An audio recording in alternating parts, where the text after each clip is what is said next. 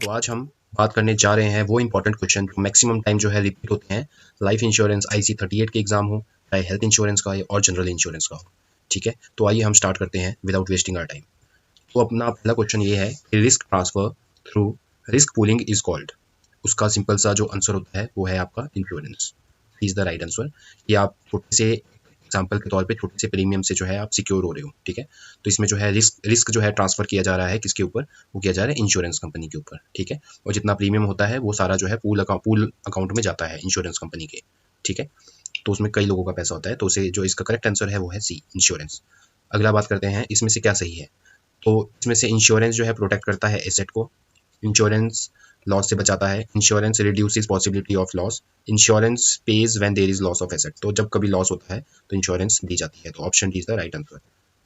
अगला है 400 घरों में से हर घर की कीमत 20,000 है और हर साल जो है 4 घर जलते हैं, जिससे जो है कंबाइंड लॉस आता है 80,000 का।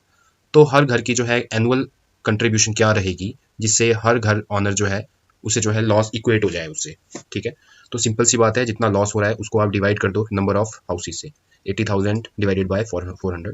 तो इसका जो करेक्ट आंसर है वो है option number B, 200। 80,000 divided by 400 comes out to be 200। तो अगला है इसमें से इंश्योरेंस को बेस्ट डिस्क्राइब कौन सा प्रोसेस कर रहा है।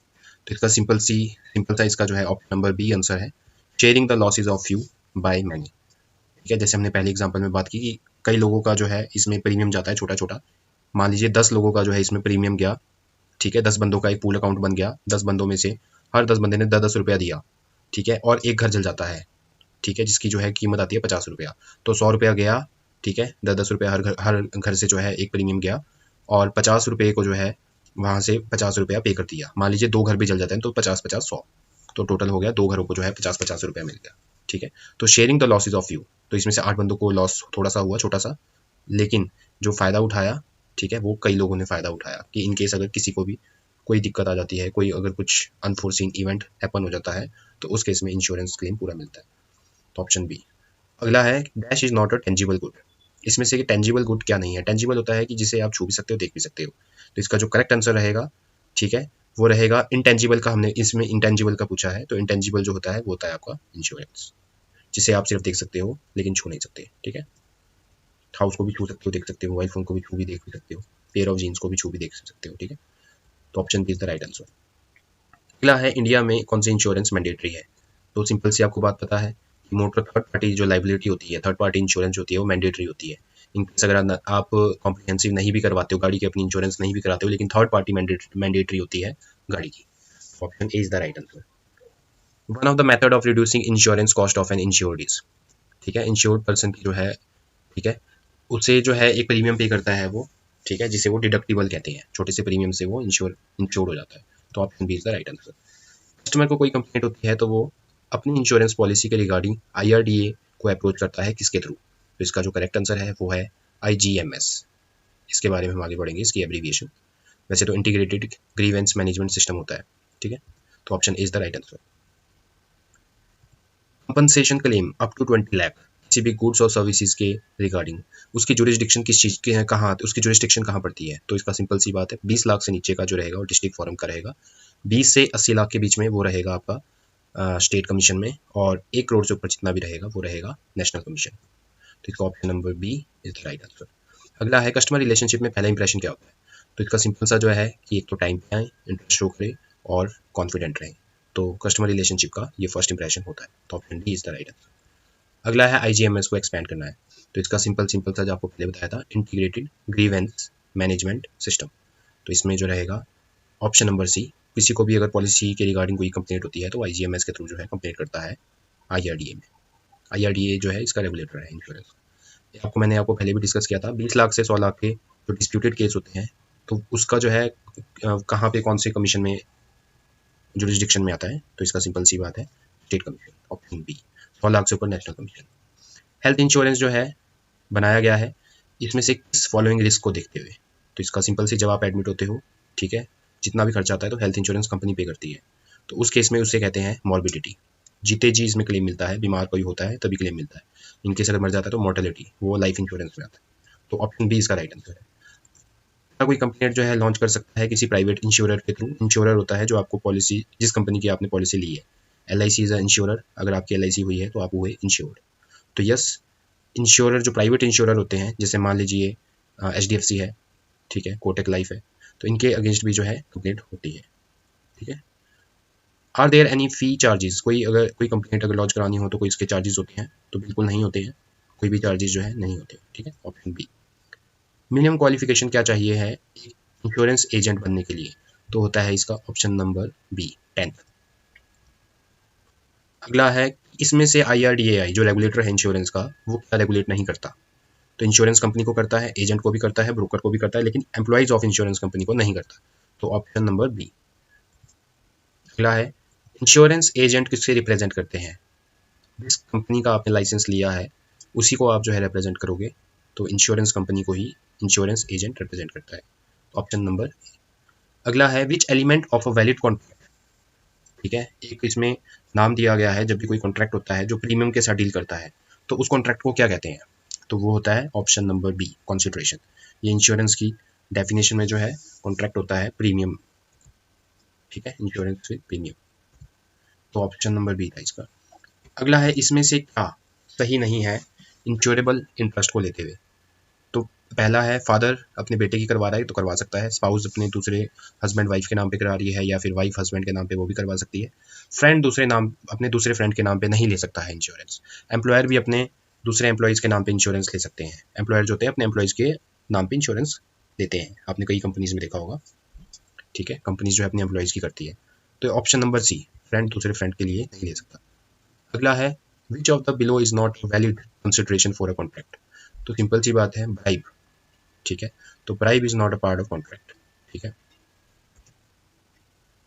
अगला है, which of the below party is not eligible to enter into a life insurance contract? तो इसका बिजनेस ओनर की भी लाइफ इंश्योरेंस हो सकती है डायरेक्टली, हाउसवाइफ की भी हो सकती है, गवर्नमेंट एम्प्लॉय की भी हो सकती है, लेकिन माइनर की नहीं हो सकती है। माइनर के केस में जो है हमें अपॉइंट करना होता है, ठीक है, या तो प्रपोजर जो रहेंगे उस केस में वो रहेंगे उसके पेरेंट्स। अगला है, dash is a rise in general level of prices of goods and services in the economy over a period of time.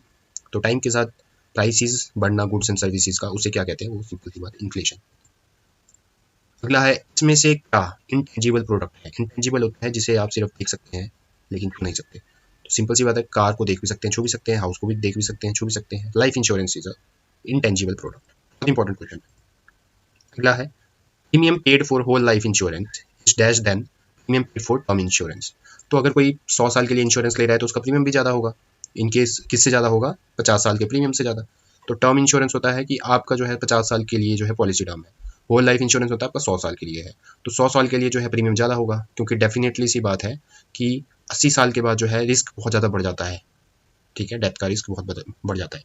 तो इसका ऑप्शन है ऑप्शन नंबर 1, हायर। प्रीमियम किसे डिनोट करता है? ये तो बहुत ही सिंपल है कि जो प्राइस आप पे कर रहे हो पॉलिसी खरीदने के लिए उसे प्रीमियम कहते हैं। अगला है, पॉलिसी विड्रॉल किसे कहते हैं? पॉलिसी विड्रॉल क्या होता है कि आपने पॉलिसी जो है सरेंडर कर दी, और उस सरेंडर के जगह जो है आपको क्या मिलेगी? Surrender value. कम से कम 3 प्रीमियम देने होते हैं सरेंडर वैल्यू के लिए, और वो कि आपको हमेशा ही कम ही मिलती है, उसमें लॉस ही होता है। Option number B answer. During the dash period, तो इस पीरियड के दौरान अगर पॉलिसी होल्डर ने पॉलिसी ली और उसके बाद वो चाहता है उसे वापस करना, तो इसे क्या कहते हैं? तो इसे कहते हैं free look period, free look period. अगला है, अगर पॉलिसी होल्डर जो है सेटिस्फाई नहीं है पॉलिसी के लिए और वो जो है अपनी पॉलिसी रिटर्न करना चाहता है फ्री लुक पीरियड में, तो with in dash of the receiving the policy document, तो कितने, जब उसे पॉलिसी प्राप्त हो जाएगी तो कितने दिन के अंदर अंदर जो है उसे अपनी फ्री लुक पीरियड उसे मिलेगा? तो वो मिलेगा इसे सिर्फ 15 दिन का।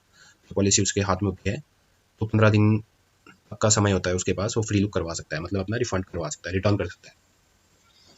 अगला है कि कम से कम कितने प्रीमियम देने होते हैं सरेंडर वैल्यू के लिए? तो आपको मैंने अभी बताया था कि कम से कम जो है एटलीस्ट 3 कंसेक्यूटिव ईयर्स, 3 साल तक उसे अपना प्रीमियम देना होता है सरेंडर वैल्यू प्राप्त करने के लिए। तो ऑप्शन नंबर बी। अगला है, पॉलिसी लैप्स कब होती है? तो सिंपल सी बात है, पॉलिसी लैप्स तब होती है जब आप अपना रिन्यूअल नहीं जमा करवाते हो, इवन जब ग्रेस पीरियड भी खत्म हो जाता है। मान लीजिए 1 जनवरी को आपका रिन्यूअल था, आपने जमा नहीं करवाया, आपको 1 महीने का ग्रेस पीरियड मिला, उसमें भी आप अगर जमा नहीं करवाते तो वो लैप्स हो जाती है। तो ऑप्शन नंबर सी आंसर। तो इसमें से ग्रेस पीरियड के बिहाफ पे क्या कौन सी स्टेटमेंट सही है? तो इसका सिंपल सी बात है ग्रेस पीरियड जो होता है वो 1 महीने का होता है या फिर 31 डेज का, स्टैंडर्ड लेंथ है इसकी 1 महीना या फिर 31 डेज। ओके, तो ऑप्शन नंबर डी। अगला है नॉमिनेशन जो होती है इंश्योरेंस के किस एक्ट 1938 के अंडर आती है नॉमिनेशन। हर पॉलिसी में नॉमिनेशन मैंडेटरी होती है, याद रखें। तो इसमें जो है वो आती है ऑप्शन नंबर सी, सेक्शन 39। बहुत इंपॉर्टेंट क्वेश्चन है। अगला है, इसमें से आपने पॉलिसी आइडेंटिफाई करनी है। Claim payment is made in form of periodic payment. Periodic जहां पे वर्ड आ गया वो होता है आपका मनी बैक पॉलिसी, कि आपको जो है एक इंटरवल के बाद जो है पॉलिसी आपको पे बैक मिल रहा है, पीरियोडिक पेमेंट आपको आ रही है, तो उस केस में आएगा मनी बैक पॉलिसी।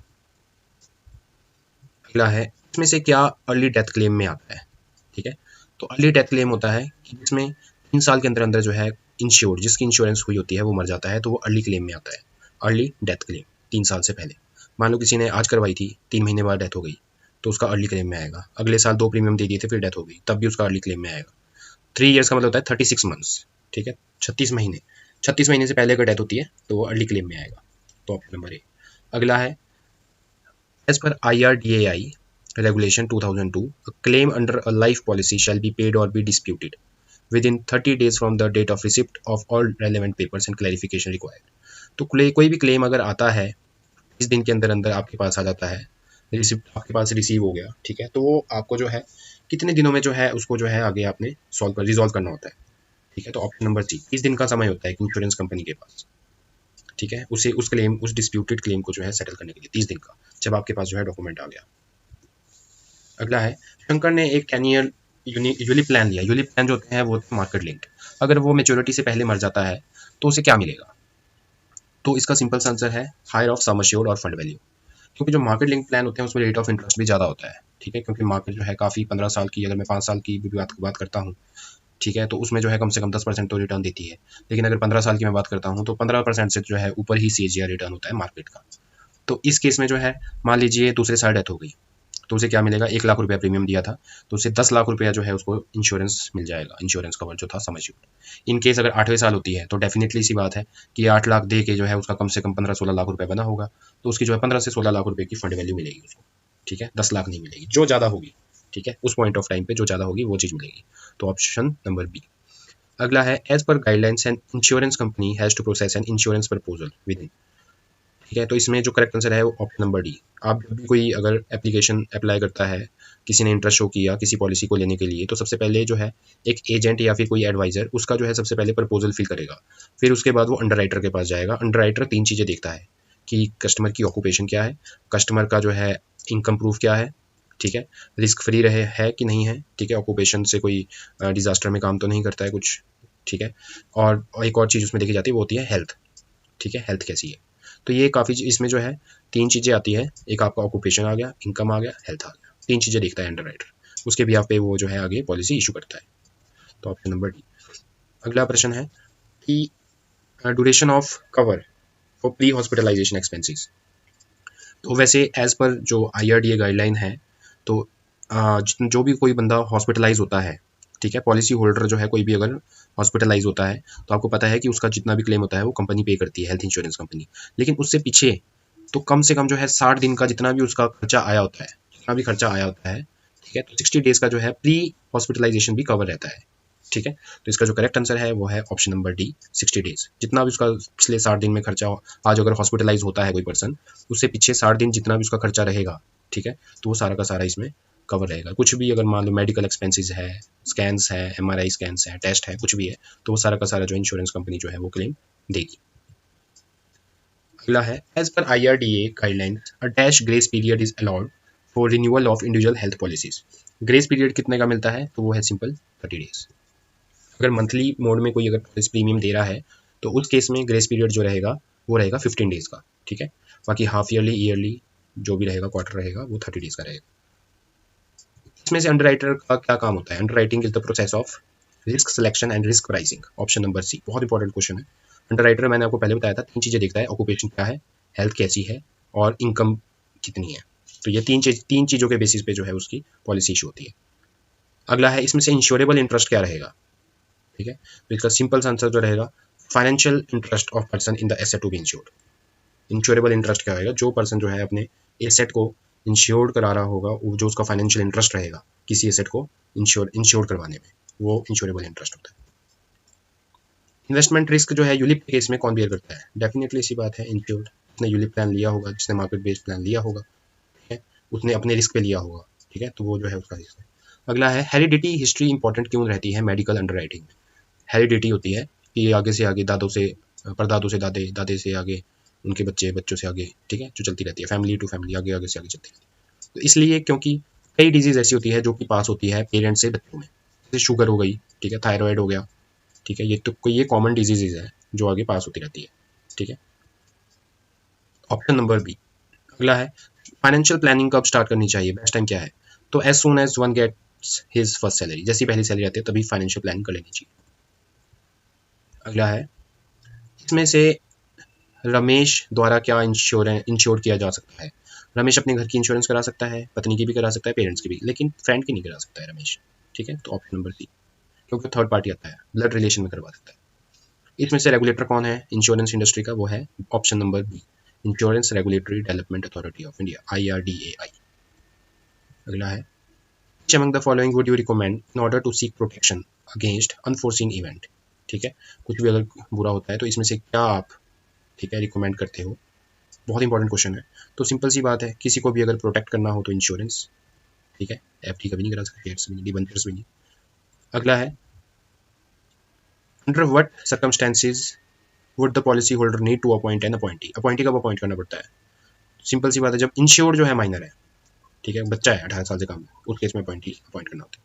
अगला है मेन पर्पज़ क्या होता है कि कमीशन जो है एक डॉक्यूमेंटेशन में दिखाई जाती है कस्टमर को, ठीक है, तो मेन जो रीज़न है वो है ट्रांसपेरेंसी, ठीक है, इससे ट्रांसपेरेंसी रहती है। तो कभी भी आप जब किसी की पॉलिसी करते हो, जो पॉलिसी इशू हो जाती है, तो उसके पास जो है 15 दिन के अंदर अंदर बॉन्ड पहुंचता है, पॉलिसी बॉन्ड में भी लिखा होता है कि आपने जो है अपने एजेंट को या अपने बैंक को कितनी कमीशन दी है, ठीक है, तो उसमें लिखा होता है, क्यों लिखा, ताकि इसमें जो है ट्रांसपेरेंसी है। तो I hope you like this video, kindly like, share and subscribe for more updates. Thank you for watching this video. कोई भी अगर कुछ प्रश्न होगा तो नीचे कमेंट सेक्शन में आप लिख दें। धन्यवाद।